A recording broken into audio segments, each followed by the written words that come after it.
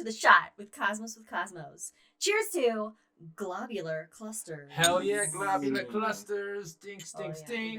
And a shot. Ooh, that's good. Tough but good. All right.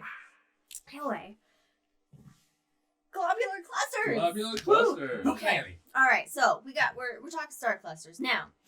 Just a little review, a little overview. There are two different types of star clusters. Those being globular clusters, which we will get into, of course, in depth. But there's also open star clusters. Oh. Now, in open star clusters, usually stars that all form together at the same time. Yeah. They're families of stars. They're loosely bound by gravity. Like star clicks. Yeah, exactly. Star clicks. I like it. Like the Pleiades. Don't ruin my surprises.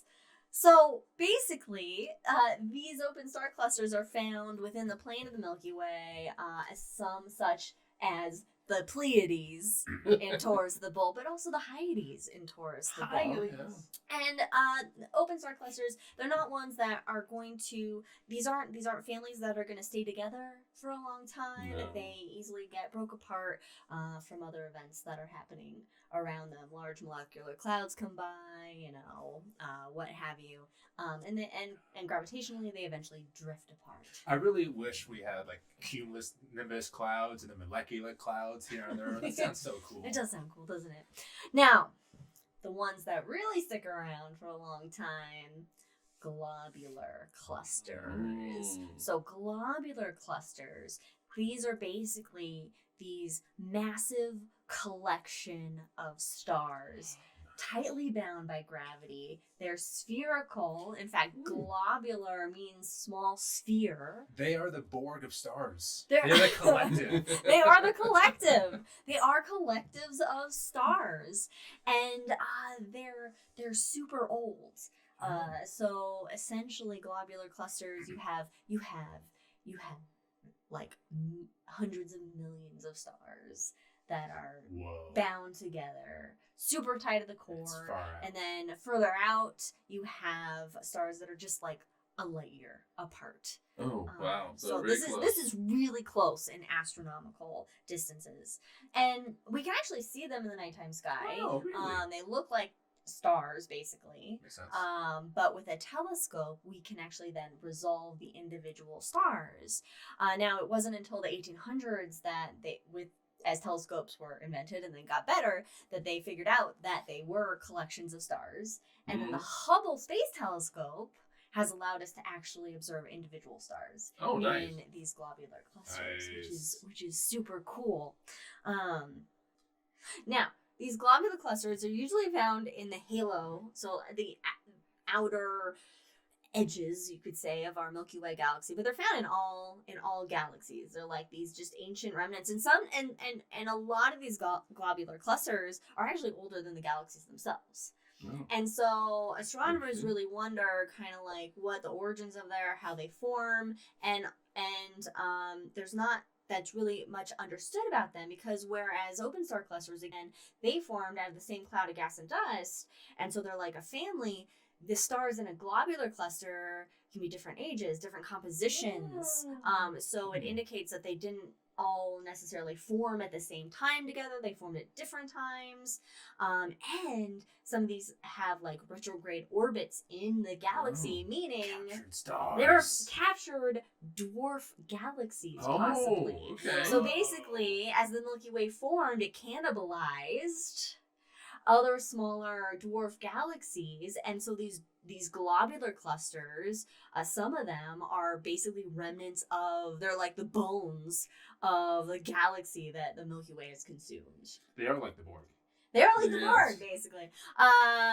They remain, resistance is futile, and there's over 150 that we know of in our Milky Way galaxy. Okay, so why are globular clusters important? We don't know a lot about them, and understanding how they form and their origins, because they're so ancient, they can be up to like 12 billion years old, whereas the universe is 13.8 billion years old. So they're almost as old as the universe itself. So by studying them, First generation stars. yeah, learning about their origins, then we can understand galaxy formation better, and kind of use what we learn from both of studying both of those. And these stars, by the way, these are like, you have the corpses of stars, like white dwarfs, corpses of sun-like stars. You have the burnt out supernovas of massive stars, neutron stars, and black holes, and then just these ancient small red dim stars in these globular clusters. So what that says is that there's not like active star formation that's happening here. There's no gas and dust there. However, something strange has been found within a globular cluster. There's something weird that was discovered. A fast radio burst was detected in a globular cluster in M81 in the constellation of Ursa Major, which is 12 million light years away. That's like next door. It is pretty much next door.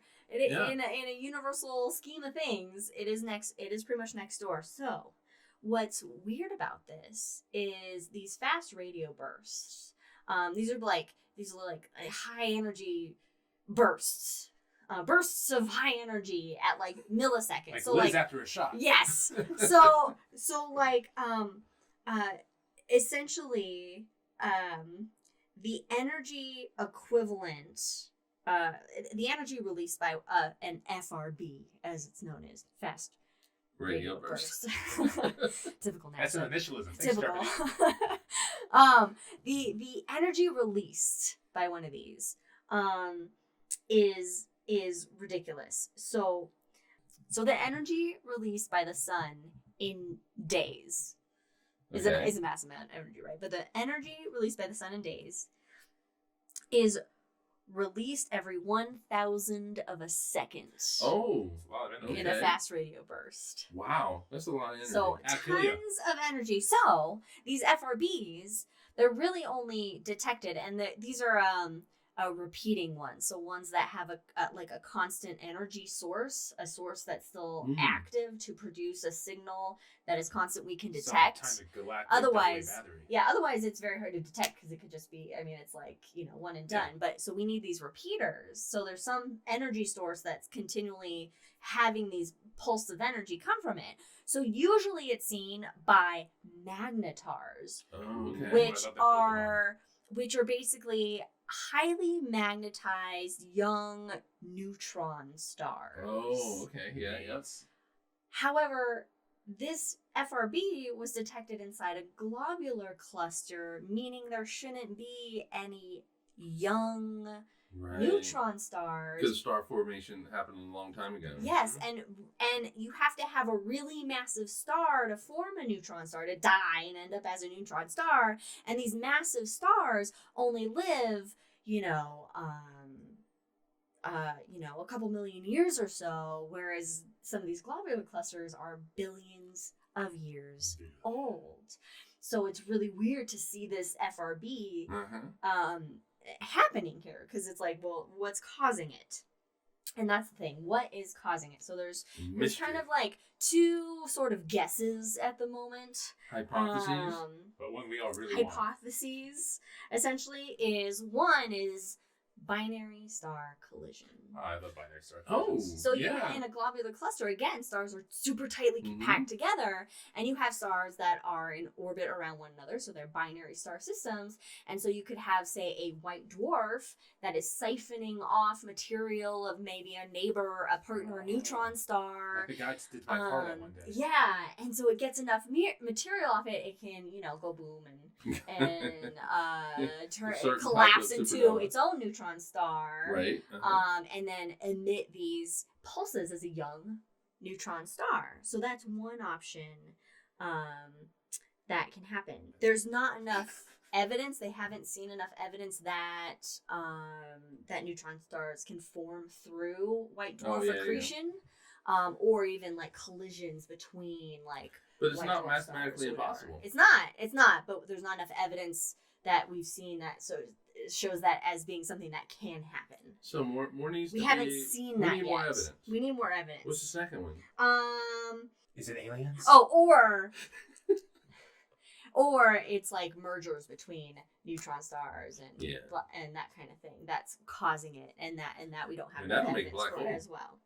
But also, again, okay, if this FRB that was detected was any further away, we wouldn't be able to see it. So that means that these things could actually be quite common in globular clusters throughout the universe, and we just don't have technology powerful enough that's been able to detect them in order to observe them and get those data points. Excellent. I know. So Cool. That's very cool. Basically, what globular clusters tell us is that we have still so much more to learn about not just like our own galaxy, but the universe itself. And in the words of Jack Kerouac, the whole universe was crazy, cockeyed, and extremely strange. Well done. Thanks for joining us, everyone, on this episode of The Shot Globular Clusters. Follow us on all the things, and we'll see you next time. Peace.